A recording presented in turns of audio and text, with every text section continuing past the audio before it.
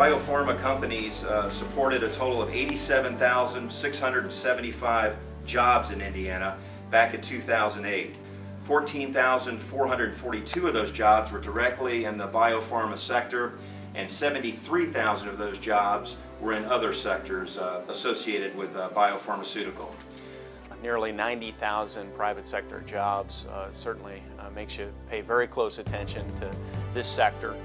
Makes me encouraged to ensure that that growth continues.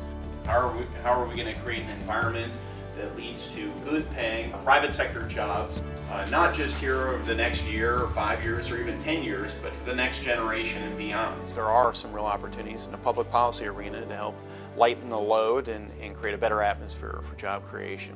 Generally, good business practices, good business legislation helps all sectors. So that's and simplifying our tax code, getting the spending under control, coming up with a more forgiving regulatory atmosphere. We also need to look very long and hard at the R&D tax credit and the merits of keeping that. Those are all things that will help create life science jobs and other types of jobs here in Indiana. You talk about an IKOTECH, I always kind of joke that they could cure type 1 diabetes in this very building. I say it in jest, but the reality is they're creating a device that could provide a means for a cure for type 1 diabetes with their cell sorting technology.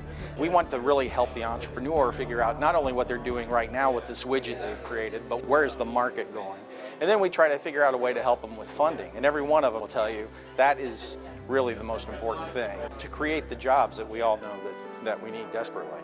The key to our success is really finding these networks of partners that are involved in the life sciences.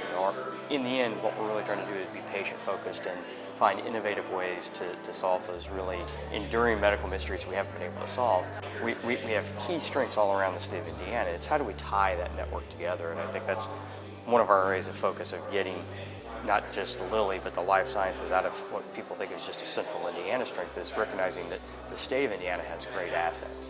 We're actually selling success here because we have all of the urban amenities of downtown Louisville. You couple that with the tax structure and the business environment in Indiana being so positive and routinely rated the best in the Midwest.